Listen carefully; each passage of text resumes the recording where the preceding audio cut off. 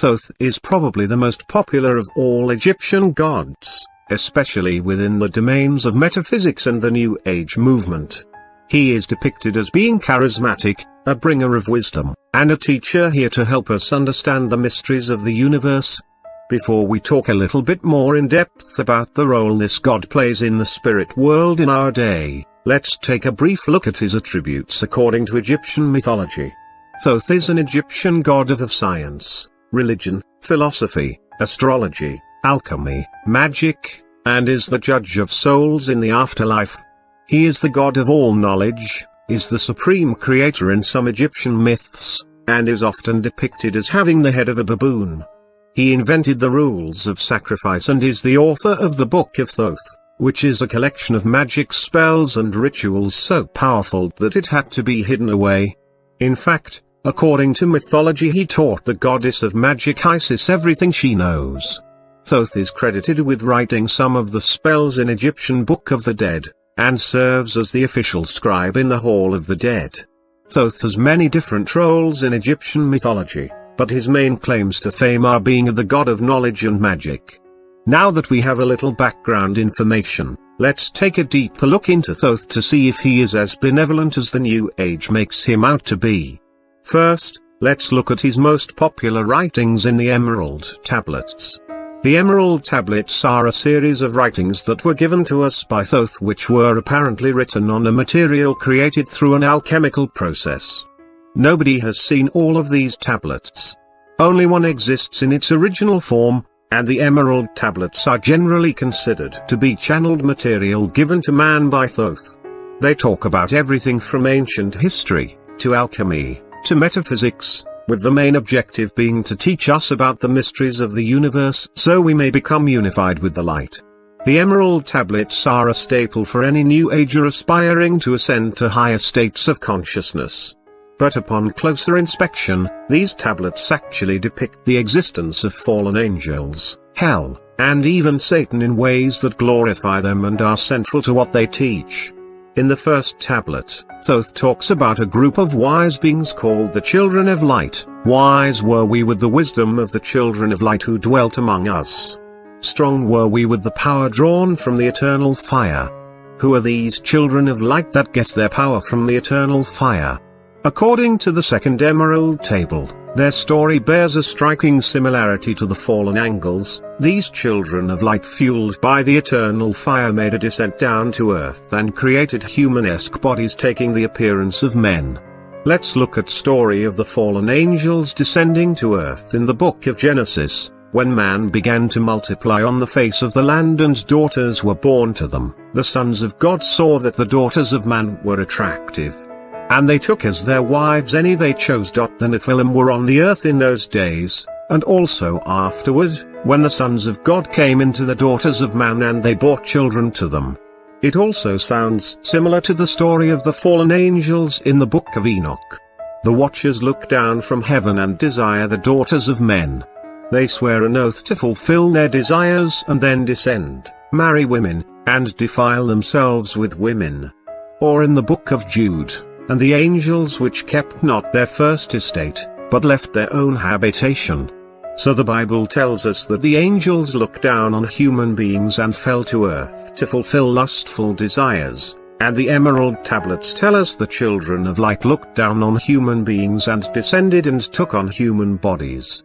In the very next line of the first tablet, Thoth says, "And of all these, greatest among the children of men was my father, Thoth, keeper of the great temple." Link between the Children of Light who dwelt within the temple and the races of men who inhabited the 10 islands.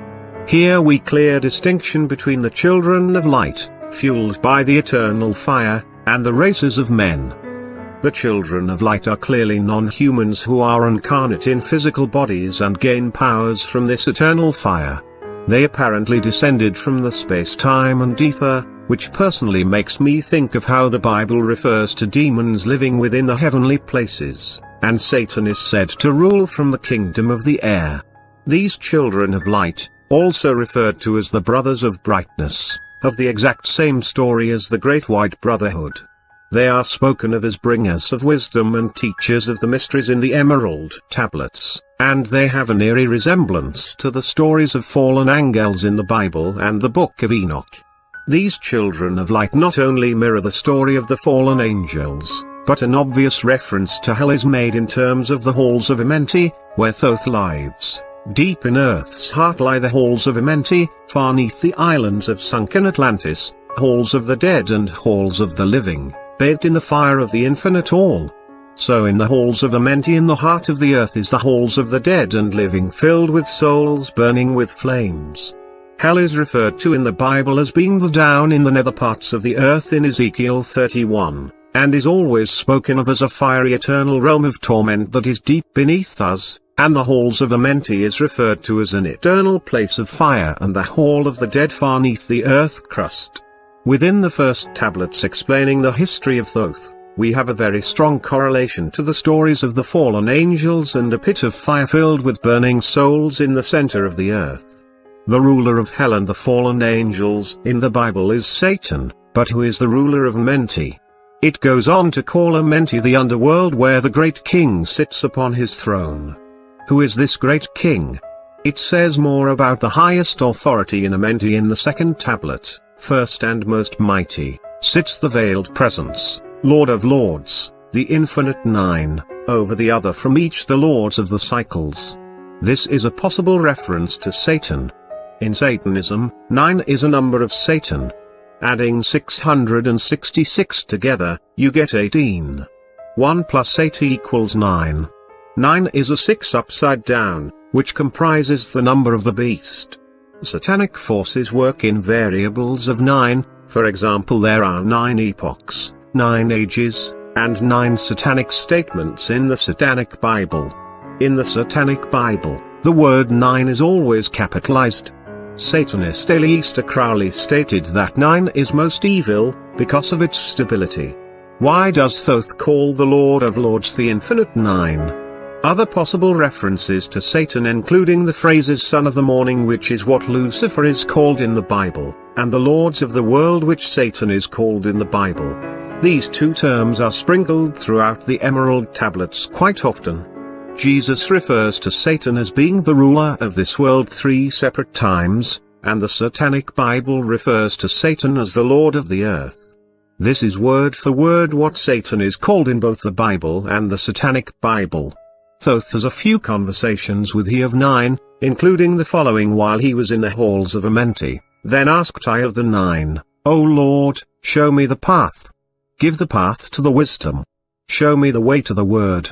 Answered me then, the Lord of the 9, through order, ye shall find the way. Saw ye that the word came from chaos? Saw ye not that light came from fire? Emerald Tablet 9. So according to the Lord of Lords located in the heart of the earth in the eternal fire, the word and light came from chaos and fire? This is all textbook Luciferian mysticism and satanic philosophy. But surely some of the Emerald Tablets have to contain at least some wisdom, don't they? After all, what about all the references to light, wisdom, truth, and the All One? In Satanism and all Luciferian philosophies, Lucifer is thought to be the bringer and bearer of light. He is the one who teaches us spiritual liberation through enlightenment. In the Satanic Bible in particular, Lucifer is called the bringer of light and the morning star. As Satanist, Freemason, and founder of the Theosophical Society, Helena Blavatsky said on page 539 of her book The Secret Doctrine, Lucifer represents life, thought, progress, civilization, liberty, independence. Lucifer is the Logos, the serpent, the savior, and it is Lucifer who is the god of our planet and the only god, and she continues, the celestial virgin, which thus becomes the mother of gods and devils at one and the same time, for she is the ever-loving beneficent deity, but in antiquity and reality, Lucifer or Luciferius is the name. Lucifer is the divine and terrestrial light, the Holy Ghost and Satan at one and the same time. Below is a prayer Thoth tells us to pray in Emerald Tablet 4, which is a textbook Luciferian prayer. Mighty Spirit of light that shines through the cosmos, draw my flame closer in harmony to thee. Lift up my fire from out of the darkness, magnet of fire that is one with the all. Lift up my soul, thou mighty and potent. Child of the light, turn not away. Draw me in power to melt in thy furnace, one with all things and all things in one, fire of the life strain and one with the brain. Draw me in to melt in thy furnace. Could this be a metaphor? I might have believed it's a metaphor before discovering the blatant references to an underground of eternal fire in the center of the earth ruled by the nine and the lords of the world. Now let's compare this to a prayer within the Satanic Bible. O thou mighty light and burning flame of comfort, that unveilest the glory of Satan to the center of the earth, in whom the great secrets of truth have their abiding, that is called Thy kingdom. Open the mysteries of your creation. The Satanic Bible, p. 264, sounds a little familiar. That's because for Luciferians and Satanists, enlightenment through forbidden knowledge is the ultimate goal. The basic Luciferian principles highlight truth, freedom of will, and worship of the inner self. Through contemplation, occultic practices and prayers, magic, intellect, and understanding the mysteries, you may ascend and become godlike. Lucifer, Satan, is thought to be the true creator and the holder of all mysteries and bearer of cosmic light that will awaken our inner God self. You can also reach out to the masters, fallen angels, for divine guidance and wisdom to help you ascend to higher consciousness. The deeper your understanding of the mysteries and the more time you dedicate to prayers, meditations, and rituals, the more godlike you will become until you reach unity with the light and become immortal. This is the core essence of the teachings of the Emerald Tablets, and can be found in any Freemason temple and Satanic church. And this paradigm is a complete fraud, as will evidently be shown in future articles. Conclude us receivers of your mysteries, for why? Our Lord and Master is the All-One. The Satanic Bible, pg 186. With the Luciferian philosophy and references to fallen angels, hell, and Satan, we need to start questioning the real identity of Thoth. Let's take a deeper look into things. Thoth. In modern Satanism, not only do the Emerald Tablets glorify the fallen angels, Satan, Luciferianism, and hell, Thoth is well known within Satanism to be a demon god. According to the Joy of Satan Ministries, Thoth is one of the most active demons and is a crowned prince in hell. Thoth is a very high-ranking and important demon. He is one of the 7 sons of Satan. He is the most brilliant and intellectual of the gods. He is very likable, extremely charismatic, and friendly. He is the busiest of all of the demons, and it can be difficult to get him to appear in a summoning unless one is of importance to him. This is coming from a high priestess in the Church of Satan, who claims to have been in contact with Thoth personally. The Necronomicon, the Book of the Practices of the Dead, and the Simon Necronomicon are perhaps the darkest satanic black magic books ever written. They are known for driving people into madness, and it warns the readers that powerful forces of darkness will be unleashed if it's not read in perfect sanity. I would post a picture of it here, but I don't want the symbol of the book cover contained within this article. In his introduction, Simon Necronomicon describes a being called Thoth in the following words: although a list is appended here too containing various entities and concepts of Lovecraft, Crowley, and Sumeria cross-referenced, it will do to show how the editor found relationships to be valid and even startling. Thoth is frequently mentioned in the grim pages of the Cthulhu mythos, and appears in the Necronomicon as Thoth, a combination of 2 words, the first Sumerian and the second Coptic, which gives us a clue as to its identity. Asag in Sumerian means enchanter or magician. Thoth in Coptic is the name given to the Egyptian god of magic and wisdom, Tuti, who was evoked by both the Golden Dawn and by Crowley himself, and known to the Greeks as Hermes, from whence we get Hermetic. Thoth is, therefore, a lord of magicians, but of the black magicians, or the sorcerers of the other side. Azza translates as source from ancient Egyptian, and Thoth is of course the Egyptian god. Azathoth or Azathoth is translated as the source of Thoth or the intelligence of Thoth. Asag Thoth is referred to as being a lord of black magicians by the darkest book of spells and magic that we have available. This book was used as evidence in a murder trial of Roderick Ferrell, who tried to imitate a magic ritual in the book which involved human sacrifice to open the gates of Ganza, hell. Thoth is even mentioned with the Satanic Bible. On page 144 of the Satanic Bible, it gives you a passage to recite to invoke demons from the pit of hell to come forth and manifest desires in your life. These infernal spirits are literal beings that theistic Satanists invoke through ritual, prayer and magic. It proceeds to list of all the possible infernal names you can choose from, some being very well-known demons. In that list on page 146 is Thoth, the Egyptian god of magic.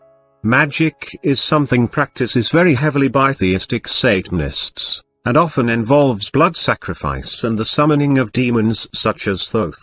They even regard the Egyptian god Set to Satan and worship him as such. Satanist and the founder of the school of theosophy, Helena Blavatsky, sums up Thoth as follows: Hermes, the god of wisdom, called also Thoth, Tat, Set, and Saturn, and that he was, furthermore, when viewed under his bad aspect, Typhon, the Egyptian Satan, who was also Set. Someone obsessed with Egyptian magic was 33rd degree Freemason and Satanist Aleister Crowley. He referred to himself as the Beast 666 and once said, "I was not content to just believe in Satan, I wanted to be his chief of staff." He was a famous occultist and magician who was heavily influenced by Thoth and Egyptian mythology. He openly admitted making blood sacrifice to demons, and said for nearly all purposes relating to magic, human sacrifice is the best. Chapter 12 of The Bloody Sacrifice, and Matters Cognate. He was contacted by a supernatural being called Awus while in Egypt that taught him, "Do what thou wilt shall be the whole of the law," which became the core principle in his religion and philosophy called Thelema. Crowley went on to write 6 books pertaining to magic and became obsessed with ceremonial and Egyptian magic. And just like other Satanists, he had a fascination with Thoth. In fact, he wrote a book called The Book of Thoth, which contains the magic of Thoth and ancient Egypt. It also outlines the philosophy of his Thoth tarot card deck that he created, which he used for divination and magic. Thoth also apparently helped start the Sumerian culture and was known to them as Ninishzida, a serpent god of the underworld. Sir Leonard Woolley was an excavator of the famous ancient Mesopotamian city of Ur in Sumeria. There, among hundreds of tombs, he found 16 elaborate royal tombs, all containing human sacrificial victims that were stacked on top of each other, with numbers as high as over 70 human skeletons in a single tomb. These tombs were known as the Great Death Pits, and were sometimes filled completely with dead human bodies, as you can see from Woolley's archaeological diagram of the pit on the right. What a strange coincidence, taking all things into consideration, that this god of religion and ritual who lives in the fire of the earth, known to be a demon by Satanists, helped establish 3 ancient cultures, all of which ritually practiced human sacrifice for religious purposes. Thoth is not a fun, charismatic god of wisdom and magic, contrary to how he is depicted in pop culture and New Age teachings. Thoth is not some benevolent, helpful Egyptian god here to teach us how to evolve our consciousness. The Emerald Tablets glorify fallen angels, and speak about Thoth living in the eternal fire in the center of the earth in the halls of Amenti, ruled he of 9. The Emerald Tablets are just about as Luciferian as it gets and are riddled with references the eternal flames, Satan, the masters, and contain demonic chants so mysterious that only God knows what demonic spirits they invoke. But it's no secret that Thoth is a demon. He is known as a high-ranking demon and is conjured up by Satanists and is mentioned by name in satanic magic books. He is mentioned as a demon of Satan in the Satanic Bible, and the black magician and Satanist Freemason Aleister Crowley dedicated a full book and tarot card deck to him. Not to mention, the cultures he apparently helped start, according to legends passed around the New Age, or ritually practiced brutal human sacrifice. This is because Thoth, as a demon god of ritual, magic, and the afterlife, gains power from human sacrifice and ultimately wants all souls to be led into the halls of Amenti in the eternal flames in the center of the earth. This is just demonic deception. I'll let Thoth close off this video and make his departure. Now I depart from ye into darkness. Now go I to the halls of Amenti.